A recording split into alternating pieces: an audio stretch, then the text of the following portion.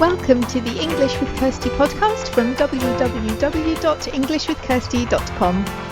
Here I'll be sharing with you tips, information and other learning resources so that you can improve your business English.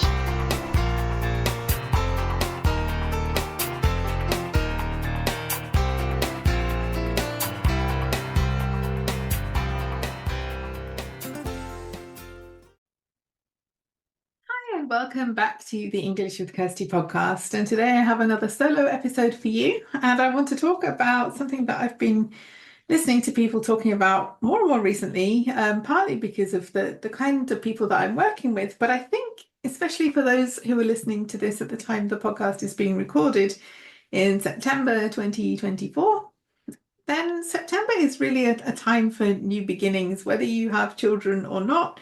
I think most of us whose school year started in September, like mine did in the UK, then it feels really like going back to school, starting something new. I guess for me, there's the additional fact that my birthday is in September, so my new year starts for me in September because that's when my birthday is, and it's like a new year for me. So this whole idea of September is about new beginnings and starting new things, maybe a bit more so than January is in some ways. Because in the middle of winter, nobody really feels like starting anything new. It's like the worst time to be talking about that. But anyway, I'm not here to talk about that, but I am talking about the things that can stop us from doing the things that we really want to do. Because if we can identify those, then it's a lot easier for us to do something about it. Because if you know what the problem is, it's easier to start looking for solutions. And there may be different aspects to it as well. But I started thinking about this, so I put the poll up on LinkedIn, and it's not finished yet, but I'll be interested to see what people will say about that. And the question was, when some people just get an idea and get on with it straight away, but other people, it takes longer, or you have more questions, or you never quite get around to it. So what are the things that stop us from doing the things that we really want to do?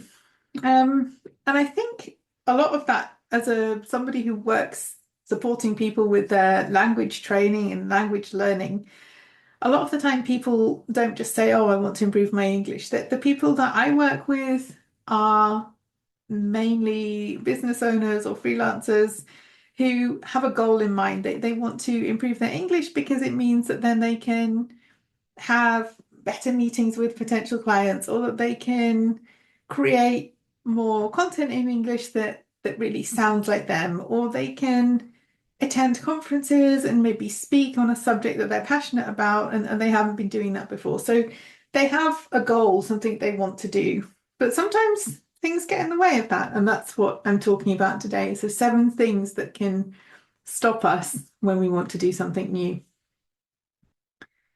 So the first one is like overwhelm. There's so much going on in our heads, so many different ideas, not knowing where to start, not having a plan, and the more you can go round and round in all these details, that makes it hard sometimes to start. Okay, where do I start? I have to start with something, and then if it's hard to identify what that one thing is, that one step that will get us a little bit closer, then nothing ever happens.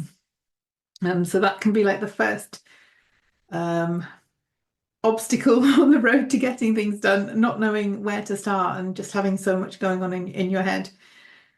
And sometimes it helps to talk it through with somebody, because they might help you to figure out what needs to be done first. Sometimes it just is enough to make a list, to start writing, to see all the things, and then to try and prioritize them. But to get all the ideas out into words can help, or to talk with somebody. Because otherwise, if you have no plan, it's hard to take that first step. The second thing is no time. And I think this concept of time is really interesting, because sometimes we really do have no time, and then it's not the best time to start something new, something different. If we don't have any time at all, if we have other commitments that are taking up all of our time, then maybe it's not the best time to start something new, because we really have no time. But I think sometimes we use this too easily and too quickly when, oh, I didn't have time, which really means I didn't want to, maybe. I can think of times when I've said I didn't have time to do something because it was nowhere near the top of my priority list and I didn't want to do it. So sometimes it can mean that we don't want to.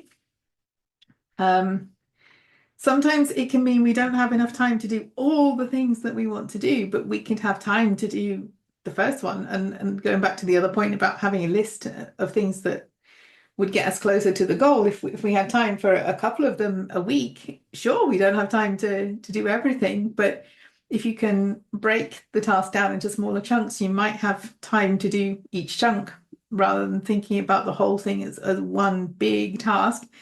If it's broken down into smaller tasks, it's easier then to find the time to do them.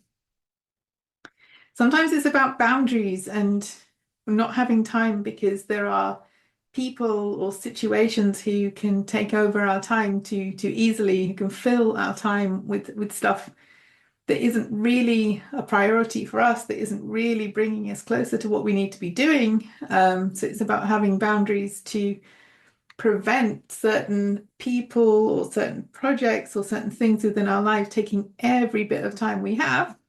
Some things, some things need our time, but I think sometimes other people can take more than is theirs, and then we really don't have any time because they can fill our time. I think waiting for the perfect time is also a problem. It can be because sometimes there's never a perfect time to do something. There's the right time for us, but if you're waiting for everything to be exactly as it should be, that time may not come. I was talking to somebody yesterday saying about my old job. If I'd been so happy with everything where I was, I probably would never have started my business, but I wasn't, and I'd been thinking about starting my business, and in the end I just thought I'm gonna try because yeah, it's a risk, but if I'd been really, really happy with the way everything else was going around me, I may not have taken that risk. But sometimes you just need to say, okay, now is the time that I'm going to do this and I will make it work somehow. Sometimes you just need to take that leap. But as with thinking through, I did think through what I was doing and I had a contingency plan. Unfortunately, I didn't need the contingency plan, but yeah, sometimes if you wait and wait, that perfect time will never come. So the next thing, number 3, is sometimes we need help. Like we have this idea that we have to do everything alone, and that's not true. Sometimes we need help with something that we don't know how to do. Like I got some training, I got some help from somebody before I started my podcast because I had never done anything like that before. And I wanted some help. So asking for help either because you don't know how to do something or because you want some accountability, like from a friend, or because you just want to do something better than you do at the moment. There's nothing wrong with asking for help. Sometimes that can mean that you need to pay for a service, so it's a budgeting thing as well. And sometimes it can just be somebody who you could do a skill swap with. You can help them in some way and they can help you. So it doesn't always have to be super expensive, especially at the beginning. And the next one, I guess, would be money as well. Sometimes you need, if you have an idea, you need investment. You don't have that investment at the moment. And so before you can think about how you put this plan into action, it's how you get the investment to make it possible to start your new plan. That is another real challenge to starting something new. Sometimes you need to find the money first. Number 5, it's a bit the same as number 1, but having too many ideas. Like I had, I'm thinking last year, I had 2 ideas of things that I wanted to do, and I started them both at the same time. It's a terrible plan, and it didn't work for me either. 2 things that were very similar, but they both needed my time, and I couldn't do it. Not because I didn't find the time, but because my heart was in one of them and it wasn't in the other one. So I always wanted to do one of them and to find more time for it and to, invest time and energy in that. And the other one was just getting neglected and abandoned. And in the end, I did abandon it because I said, okay, this isn't working for me. Two new projects right at the same time is not happening, and nothing good is coming of it. So stop one and continue with the other one that makes sense. But sometimes you have to decide, okay, I have these 2 or 3 things that I want to do. Which one comes first? Which one is more important to me? Or which one am I more passionate about? Or which one makes sense right now? Okay, so what number are we on? Number 6 is about if you're not sure what you want to do, if you can't define what it is that you want to do, I want to do something in the area of, I want to do something around, and that's going to be really hard to figure out how to get there if you're not sure what that end goal is. And that might change. You might, along the way, you might add things, or you might change the plan because you know more as you start the journey. But at some point you need to have a goal in mind, otherwise it's going to be really difficult to make a plan, to see if you need help, to see if you need money. Like, initially, to identify what that goal is really important. Number 7, I heard this recently on another podcast. It was talking about people who want the outcome but not the work. Like, I don't know, I want to be an amazing cook or to play the guitar like a professional, but I don't actually want to practice or learn how to cook. I just want the recognition and people saying, oh, you're amazing. Life doesn't really work like that. And with most things, you can't just get there by wanting the outcomes without putting in some of the work. Number 8 is procrastination. So yeah, you know what you want to do, but there's always something that gets in the way. So sometimes that can be our perfectionism.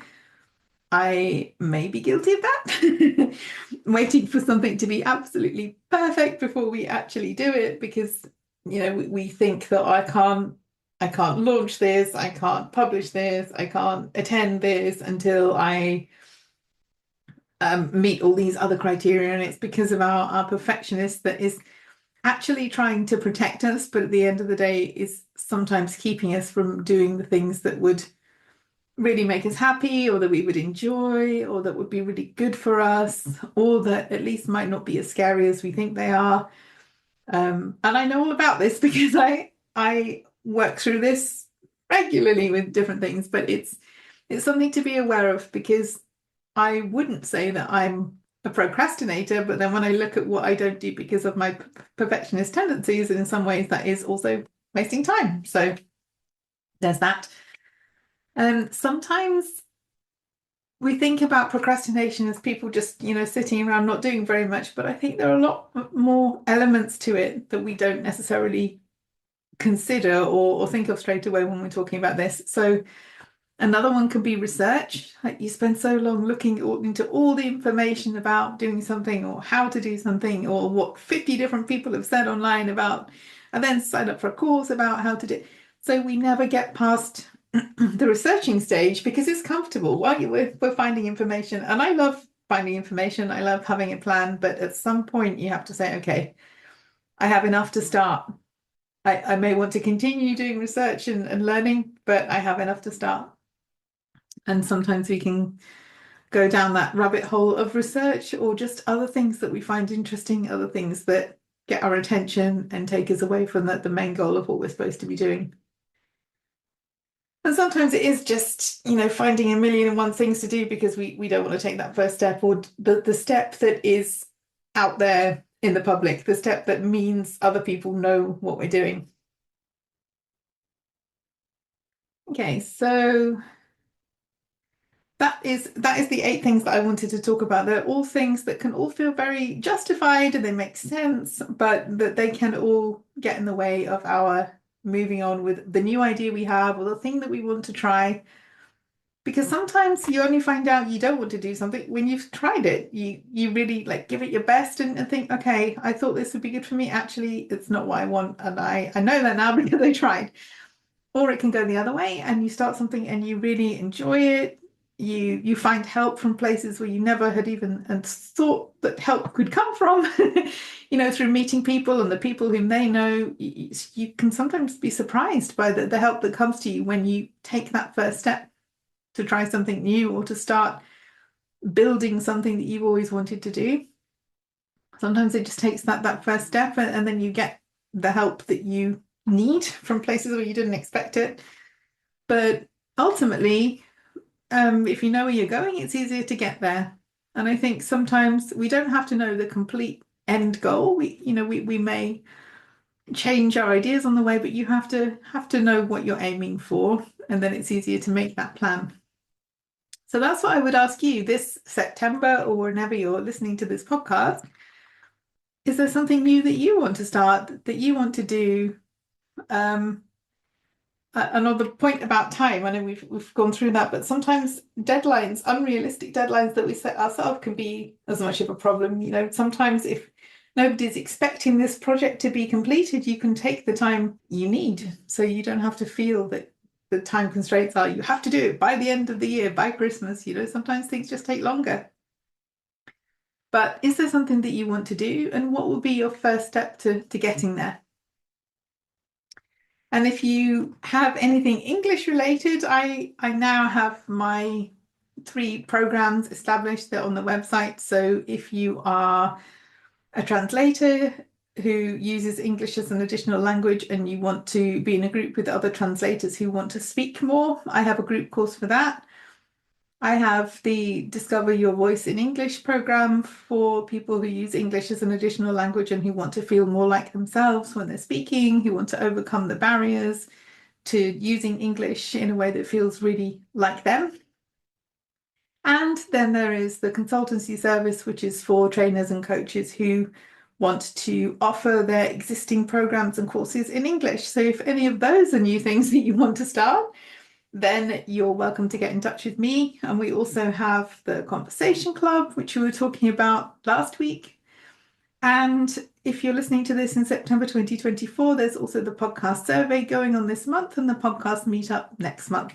So I hope that something there has given you an idea, or something you might like to do, or to try, or to start. And if you want to share that, then you can always send me a message at podcast@englishwithkirsty.com.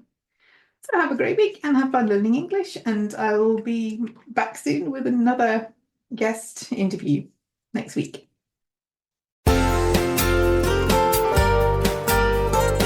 I hope you enjoyed this episode of the English with Kirsty podcast.